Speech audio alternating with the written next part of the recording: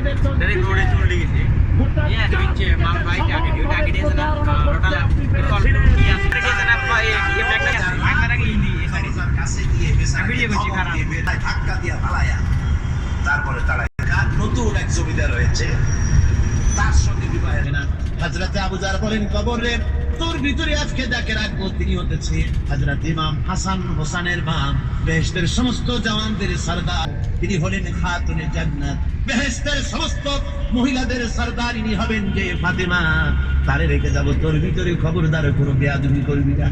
আবার হযরত আবু জার বলেন তোর ভিতরে রাখবো খবরদার কবরের মাঝে বেয়াদবি করবি না কিভাবে এসেছে হযরত আবু জারকে বাড়ি শুনতে পেলেন কোন একটি ঘোড়ার কপাল যদি থাকে সাদা